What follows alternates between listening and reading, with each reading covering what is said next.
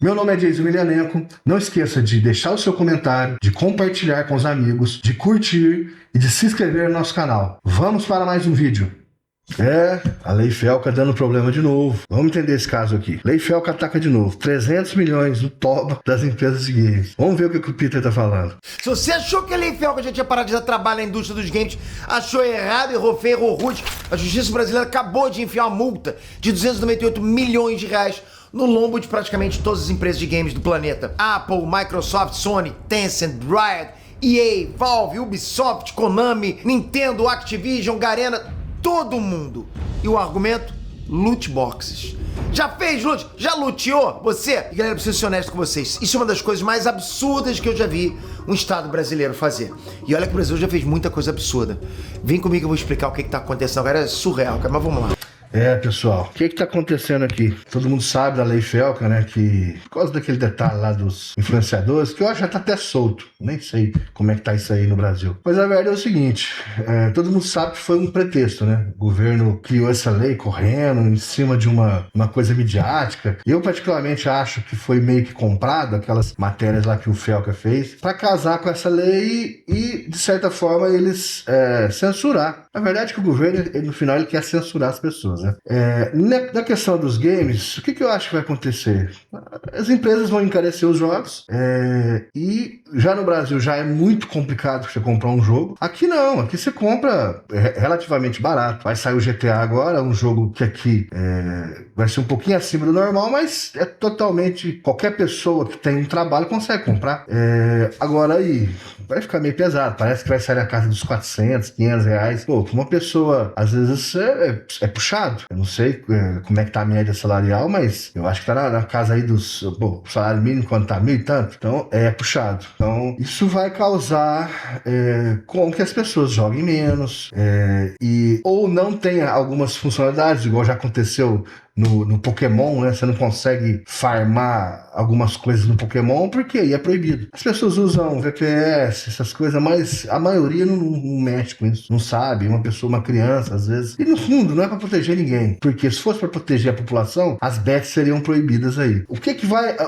Mas nós temos um paralelo do que é esse tipo de proibição. Eu não sei se vocês lembram, mas há muito tempo atrás, a gente tinha propaganda de brinquedo na televisão. Pô, quando eu cresci no Brasil, eu via propaganda na televisão, comandos em ações, aquela coisa errada toda. Era muito da hora. A gente tinha vontade. A gente às vezes não tinha comprado. Eu não tive condição de comprar um comandos em ações. Era caro. Mas eu comprava outros brinquedos. A gente era feliz do mesmo jeito. Mas aí chegou um certo momento que sempre a esquerda, né? Ela pensa assim, não, nós precisamos proteger as crianças. Mas no fundo, se você avaliar, sempre tem alguma outra intenção por trás. E o que aconteceu nessa época? Quando proibiram as propagandas de brinquedo, a primeira coisa que aconteceu foi o seguinte: as empresas de televisão, elas não tinham mais o porquê passar programação infantil. Porque a programação infantil, show da Xuxa, Mara Maravilha, essas coisas tudo, era patrocinado pela indústria de brinquedo. Igual hoje o futebol é patrocinado pelas bets, que é o principal patrocinador, na época era a indústria de brinquedos. Quando proibiu, o que acontece? E eu acho que foi o primeiro tiro no pé da Rede Globo. A Rede Globo tirou, se eu não me engano, era TV Colosso, já era uma bosta, né? Mas tiraram os desenhos. Eu assisti a Xuxa, não pela Xuxa, mas pelos desenhos, né? Então eles tiraram os desenhos e começaram a passar propaganda. Acho que aquela Ana Maria Braga, uma loira, não sei se ela ainda tá viva, mas começaram a passar esse tipo de coisa. O que eu acho que eu tiro no pé da Globo? Quando eles fizeram isso, aquela criança que crescia assistindo a Globo passou a não ter esse hábito. E culminou bem na época que começou a surgir a internet. Então, assim, a criança, ela parou de assistir, de ter aquela mania, porque a gente começou a assistir Globo quando era criança, assistindo desenho. Depois eu lembro que tinha os clipes de música na época, né, que a gente gostava, assistia até novela. Então, era um hábito. Esse hábito foi tirado, culminando com a entrada da internet, depois de um tempo o YouTube. Pessoal, a maioria das pessoas novas perderam esse hábito. Então, foi o primeiro tiro no pé.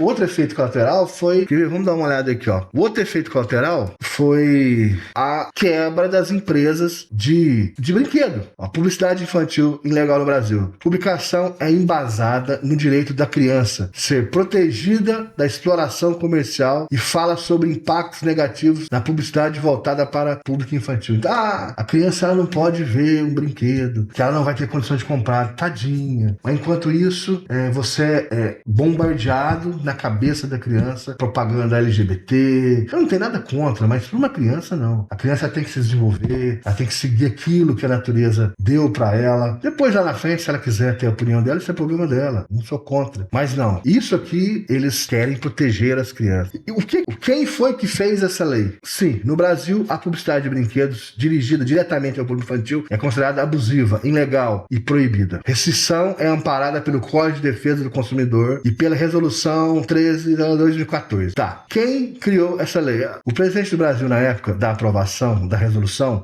em 2014, era Dilma Rousseff. Então, assim, a gente sabe, eu vi isso acontecer na época. Foi uma pressão muito grande de vários setores. Existia uma intenção por trás. Sempre existe. Nunca, eles não fazem nada a favor da população. Então, o que acontece quando o governo impõe, vamos entender aqui, ó, icônica fabricante de brinquedos no Brasil, a Estrela, entrou com pedido de recuperação judicial. A empresa comunicou a decisão ao mercado financeiro nesta quarta-feira, apontando como principais fatores a necessidade de reestruturação. O que acontece? Você não pode fazer propaganda. Hoje, você que mora no Brasil, quantas empresas produzem brinquedo? Então, assim, o que você acha que vai acontecer com essa situação dos jogos no Brasil? As Big Techs sendo condenadas, a primeira coisa que vai acontecer é aumento de preço. E outra coisa, hoje os jogos no Brasil evoluíram muito em questão de dublagem, localização. Por quê? Porque é um público interessante. Mas essas ações do governo, elas vão restringindo aquele público para a empresa de game. Então a empresa de game, ela vai olhar e vai falar, esse público não é mais interessante para mim. Eles não vão parar de vender jogos aí. Mas eu tenho certeza que o estímulo que eles têm vai ser menor. Eles vão investir em outros mercados. O mundo é muito grande. Nós temos outros mercados maiores, com mais condição financeira. Então, assim,